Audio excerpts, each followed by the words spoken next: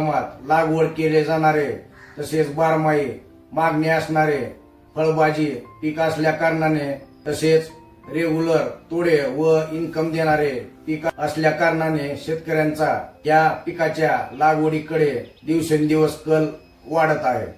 नमस्कार शेतकरी बंधूंनो, मी कृषी तज्ञ अमरसिंह लोमटे सद्गुरू ॲग्रो सर्व्हिसेसच्या YouTube चॅनलवर तसेच फेसबुक व इंस्टाग्राम पेजवर सर्व शेतकरी बांधवांचे सहर्ष स्वागत करतो। व्हिडिओ चालू करण्याआधी चॅनलवर नवीन असाल तर चॅनलला सबस्क्राईब करून घ्यायचं आहे, जेणेकरून मिरची पिकाच्या लागवडी संबंधीचे विविध व्हिडिओ आपणास या चॅनलवर पाहता येतील।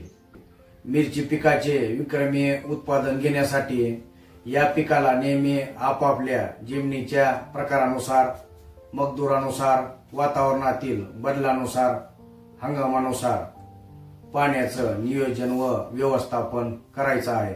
पाणी देत असताना आपल्याला ठिबकचा वापर करायचा आहे। तसेच नेहमी आपल्या मिरची पिकाला वापसा स्थितीमध्ये पाणी द्यायचं आहे। अति पाणी देणं टाळायचं आहे, जेणेकरून मर व मुळकुज रोगाचा प्रादुर्भाव होणार नाही।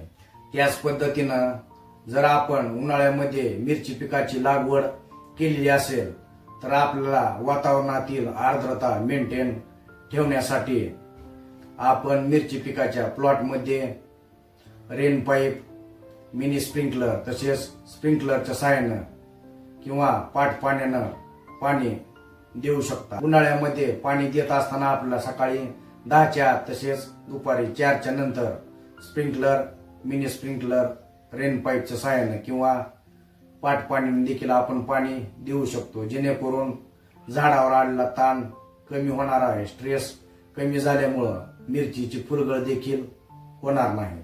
तर या पद्धतीनं आपल्याला पाण्याचं व्यवस्थित काटेकोर नियोजन व व्यवस्थापन करायचं आहे। मिरची पिकाचे विक्रमी उत्पादन काढण्यासाठी लागणाऱ्या संपूर्ण मार्गदर्शनासाठी आजच आपल्याला सद्गुरू ॲग्रो सर्व्हिसेस डोकी यांच्याशी संपर्क साधायचा आहे। व्हिडिओ आवडला असेल तर व्हिडिओला लाईक करा। लवकरच भेटूया पुढच्या व्हिडिओ सोबत। धन्यवाद।